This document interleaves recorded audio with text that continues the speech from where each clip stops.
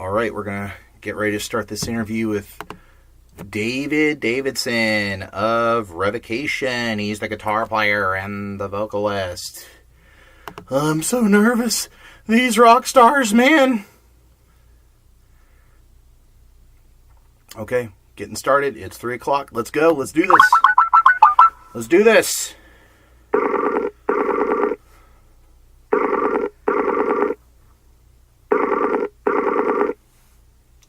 Oh, I got a kitty with me, too. Oh. Hello? Hey, what's up, David? What's up, man? Not too much. I'm ready for the interview if you just want to get started. Let's rip it. Okay, cool. First question. Is Great Is Our Sin even heavier than Deathless was? And if so, in what ways? Yeah, I would say so. I think the death metal influence is even more at the forefront now. Vocally, I think it's even more aggressive.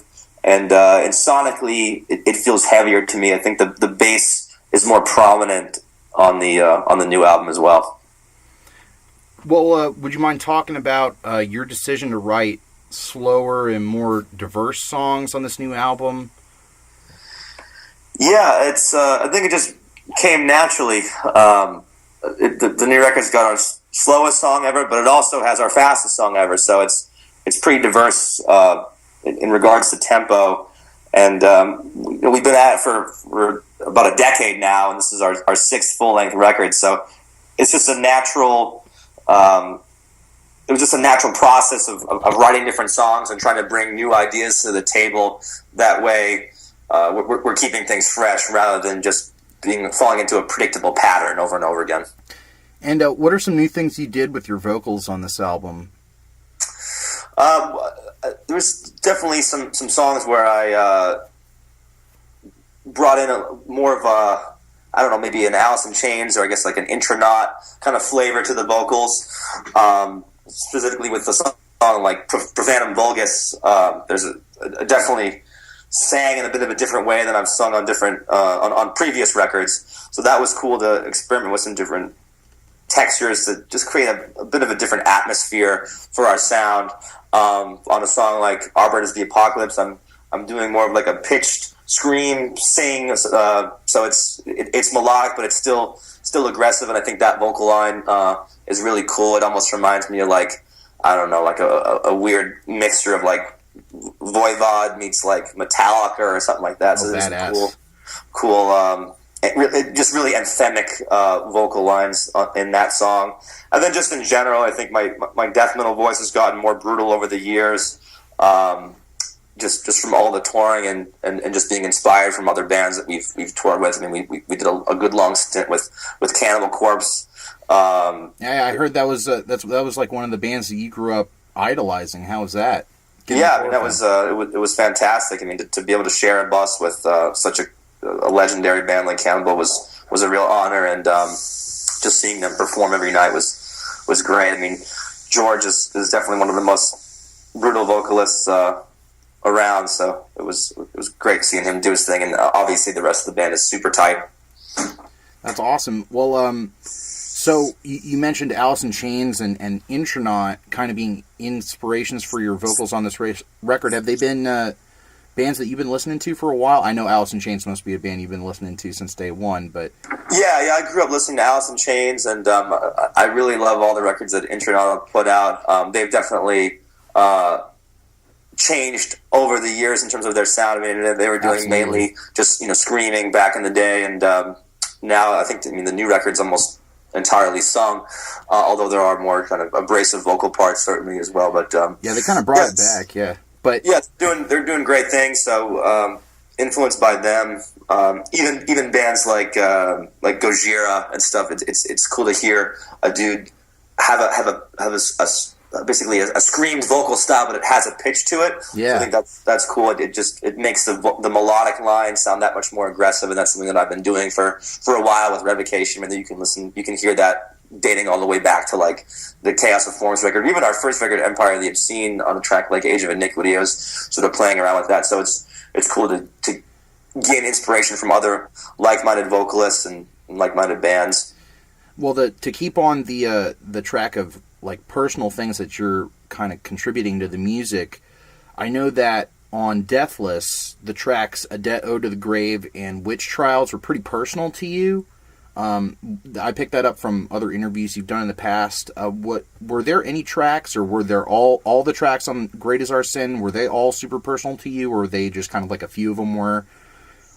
Well, this new record is a concept album, so it's basically I took the title "Great Is Our Sin" and try to use that as a lens to view the folly of man throughout history. So I kind of went back to the Middle Ages all the way up to the present day.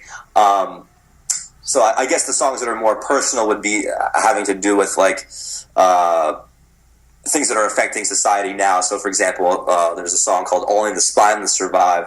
I was reading a book written by Cornel West and Tavis Smiley called "The Rich and the Rest of Us: A Poverty Manifesto," and there's a section in that book where it talks about how there's no real hope for change in the political system because by the time someone gets elected, they're already bought and sold, and they're already so beholden to their corporate masters and lobbyists that help them to get the funding to get elected. So it fosters an environment where only the spineless survive. So that was an interesting quote that I read that really affected me because I feel strongly about those types of things, and I think there is a lot of greed and corruption in the political system. So that was maybe a more personal song, whereas a song like "Theater of Horror," that song's about public executions in medieval times, 16th century. So obviously that doesn't have a direct effect on me, but nonetheless, I think it's an interesting topic about. So I think it says something about the human condition, right? I mean, these executions were not only meant to sort of shock the populace into submission, but also in a weird, macabre way, entertain people in this very horrific way. So I think that was just sort of an interesting topic to write about. So it wasn't something super personal to me, but was nonetheless said something about humanity in general. Yeah, at least you're saying something important on those songs. You know, it's not... it's being true to yourself and being personal in the ways that you're constructing your songs is also important, but it seems like with you being more objective with the thematic elements that you're bringing into this new album, that itself is equally as important as the personal things that you've kind of brought into the mix in the past. Yeah, and I think, they say, like, obviously, like, history repeats itself, so there's certain topics that I wrote about on the record that could apply to present day. So, for example, the song Copernican Heresy on the new record, that was about the conflict between religion and science in the time of Copernicus and Galileo and Giordano Bruno, like these scientific philosophical thinkers that were persecuted by the Catholic Church because their research and their ideas went against their belief system.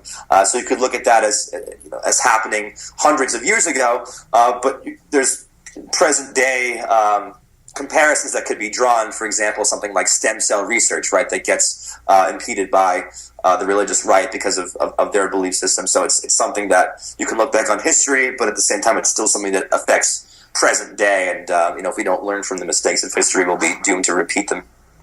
Yeah, and just to touch on more present subjects, I wanted to ask you how you felt about the present state of heavy metal in the United States as of late.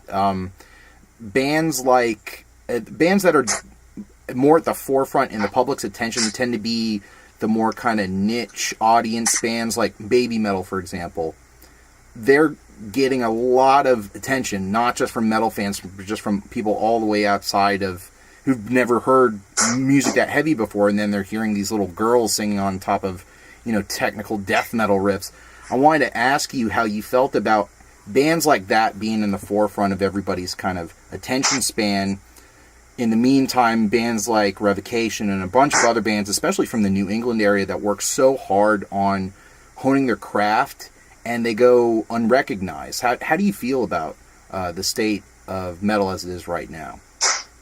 Well, I mean, obviously, you'd hope that, I would hope that my band gets, more recognition. I mean, I think every musician and artist wants to be more recognized, right? Especially if they're more in the underground. Sure. But but at the same time, it is what it is, right? I mean, I'm actually not really too familiar with Bay Metal. I don't listen to their music really, or I've never been to a live show, so it's hard for me to comment on that because it's not something that I listen to. But I mean, I understand the overall vibe that they're going for, and yeah, I mean, it's entertaining, and it's certainly something unique and different. So, sure.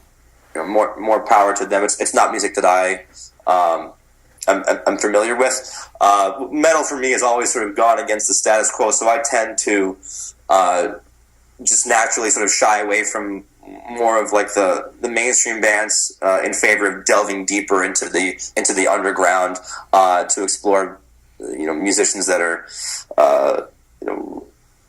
writing things that are really kind of pushing the boundaries and aren't really easily classified or easily marketed. And I think that's where some of the most interesting music comes from, in my opinion, because they're not trying to sell a product or this or that. It's just like, okay, like here's our music. If you like it, great. If not, we're playing underground music anyway. It's not meant for the general populace. Sure. There's an interesting, it's sort of getting a little off topic, but there's a great classical composer that I'm a big fan of named Milton Babbitt, and he had a quote that said, I never understood the morality that thought it was more noble to stoop to conquer the masses rather than to set a standard to which they might aspire.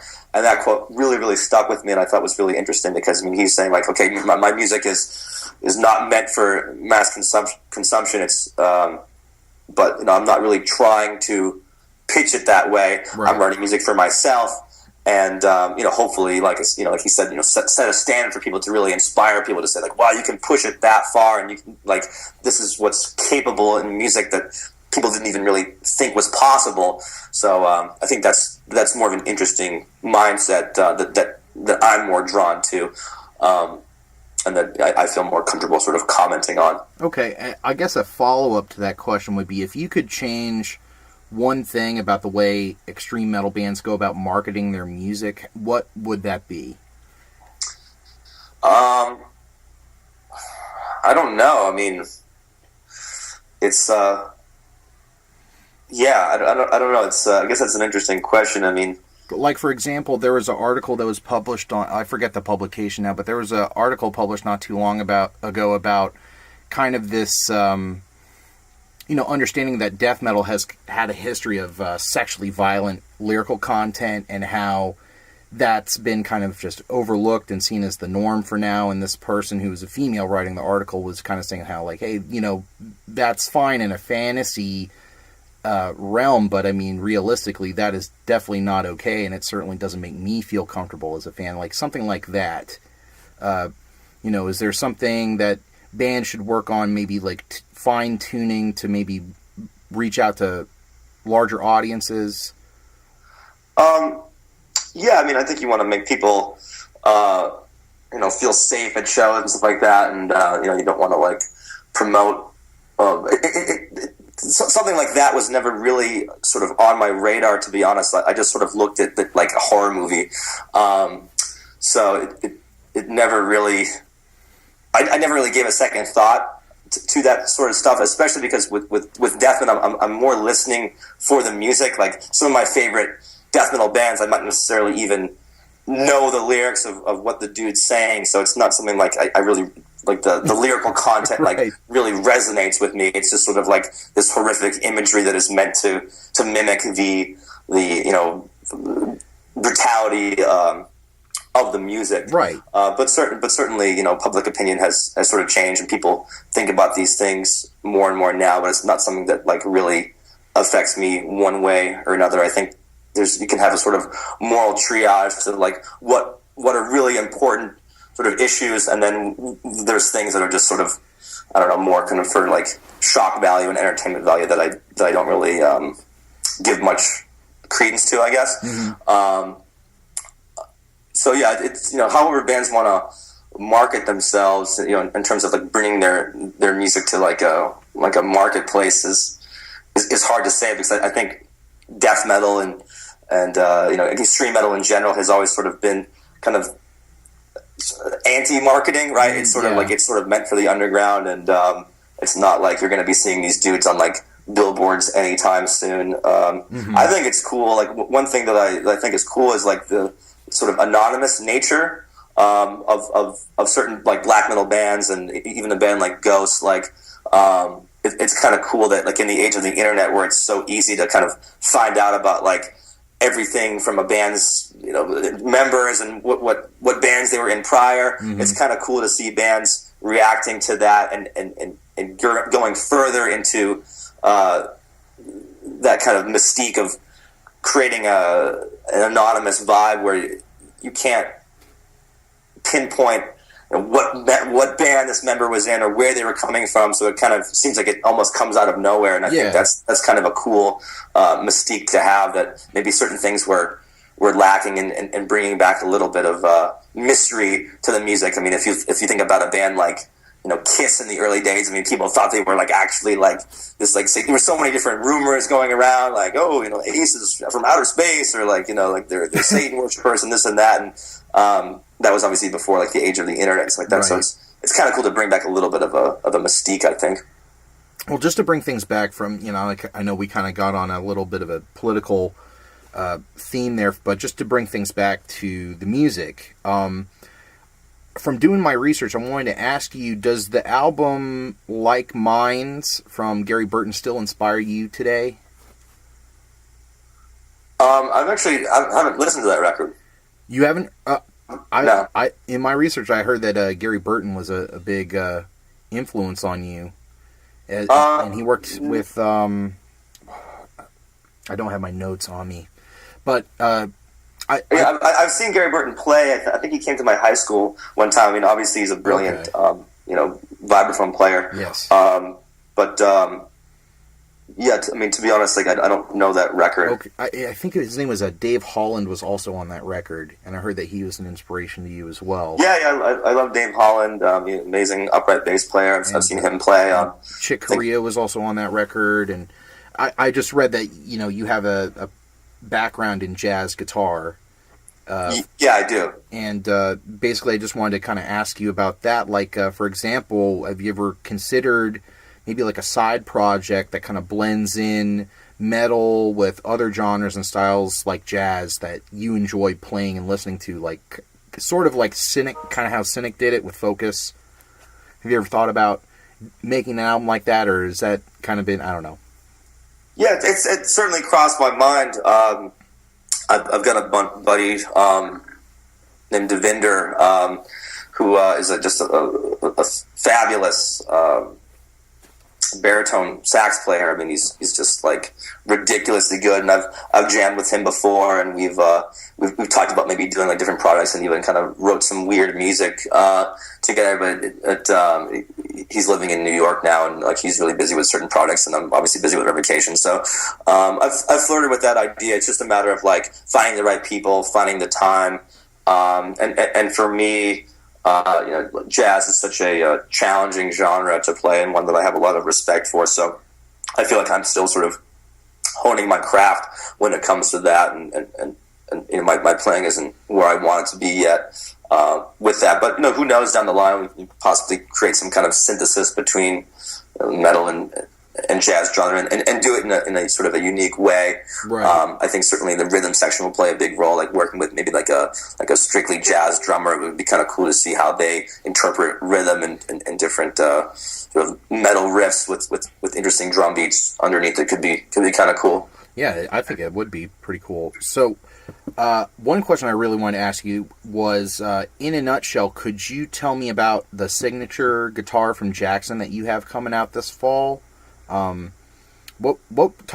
you talk a little bit about the process that went into developing that guitar, and tell us some more details or some specifics that I should be aware of about what makes this guitar different or more unique? Sure. This was a project that I started working with Jackson about 2 years ago. So we were kind of in talks to do a signature model for me. And, it took a while to get like the first prototype, just because we were hashing out some different details, like types of wood and the general, color. So we basically, the guitar it's a swamp ash body, solid maple neck that runs through that, and it's got this really cool charcoal black stain on it. So it's not like a gloss. Yeah. It's like a satin finish, so you can really see the grain of the wood coming through. Very nice. The Warrior is such like a metal extreme shape, Yeah. so I wanted to partner that with what I think is a really classy look of like a natural wood finish. So it's this cool juxtaposition of a really insane like metal guitar that you'd think would be painted like blood red or something like that, but with that wood finish that gives it a classy vibe. So it's kind of a cool meeting of those two aesthetics.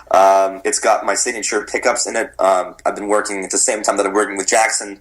I'm developing a signature guitar.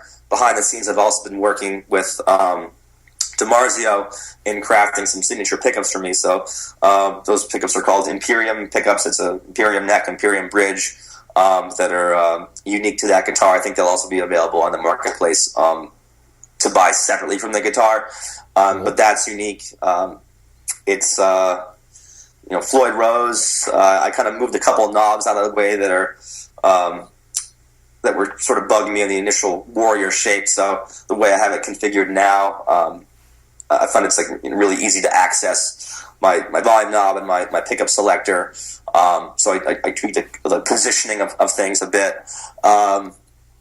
What else? Oh, it's got a coil tap function. So Very cool. If you lift up basically the volume pot, it'll split the pickup in half, so you get more of a single coil sound. So you can get some different textures out of that guitar, almost like a Strat sound because you're using like a single coil. So it's kind of interesting to see a really metal looking guitar again that you can make some Strat sounds come out of that. So that's fun when you're playing around, improvising, working on new music. It's not something that I use a ton in Revocation per se, but it's certainly something that I could use, to inspire me to maybe write something. So I think it's important to have a guitar that's not only good for a live setting, but also that's good for just a general inspirational quality that when you pick up the guitar, you can get a lot of different sounds out of.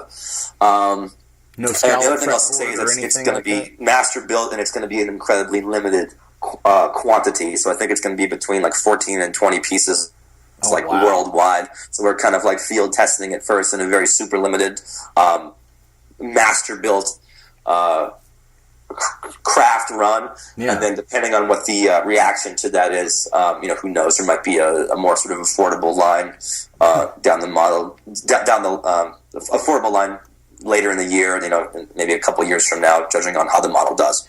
And what do you know about the fretboard of this guitar? Is it an ebony fretboard? Yeah, ebony fretboard. Okay. It's got like, instead of like the traditional shark fin inlays, it's got like piranha inlays, so they're a little bit smaller. I think they look a little bit classier given the natural wood finish. So it's not like the giant mother of pearl inlays. They're a little bit more discreet, which is kind of cool.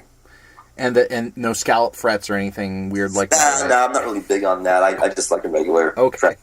And this is a 6-string, just to be clear, right? It's a 7-string. Oh, it is a 7-string. Yeah, so I believe it's actually the first, there's been 7-string Warriors out there that, people have ordered, custom, but as far as, a production model that's going out, I think this is, the first 7-string Warrior they've ever done. Oh, wow. If I'm not mistaken, Man, that sounds really exciting. Yeah. I can't wait to... I think I saw a picture of it on the Facebook page. It looked gorgeous. Yeah, I've posted a few pictures of it, and it's on Jackson's website now as well, and I think there's already some different, websites that are maybe starting to sell them. I think, Reverb.com, has, one in stock, and that's the only one they're going to get because of the limited nature of it. Yeah, no kidding. Well, that's really cool. Let's see. I'm going to wrap this interview up in a little bit. Just a couple more quick questions. What was the best thing that's happened to Revocation this year so far? Out of everything. I think just the new record hasn't happened quite yet, but the new record's going to be out in about little under 2 weeks. So I think that'll definitely be the best thing that will have happened to us for this year. I mean, it's something that we've been working on for a long time. We finished it up in the winter time, so we've just been kind of waiting patiently for the past 6 months, and now it's finally coming to fruition. So for us, the material is old at this point, but to everyone else, it's brand new. So it's cool to see the reaction of people that are hearing the music for the first time.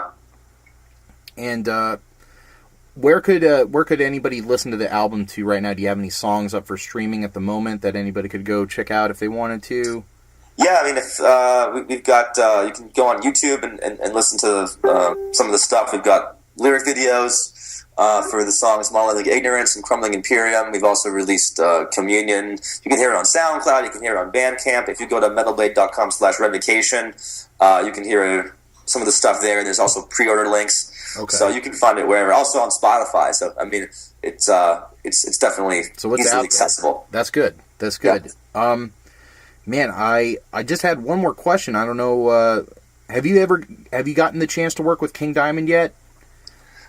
No, never got the chance to tour with him. Or I've seen him live before. Okay. Yeah. I just read that you were a huge fan of his, and he was like the main person who you really wanted to tour with. I was just checking to see if you ever got that opportunity. Haven't gotten that chance yet, but it would certainly be an honor. I mean, the King is, he's just a legend. Yeah, he is. He actually doesn't live too far from me. He lives in Frisco. Oh, cool.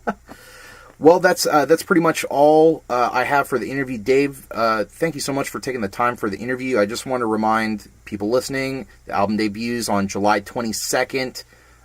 Great Is Our Sin is the name of the album from Metal Blade Records. Davidson, Revocation, thank you so much for your time. Anything else you want to say?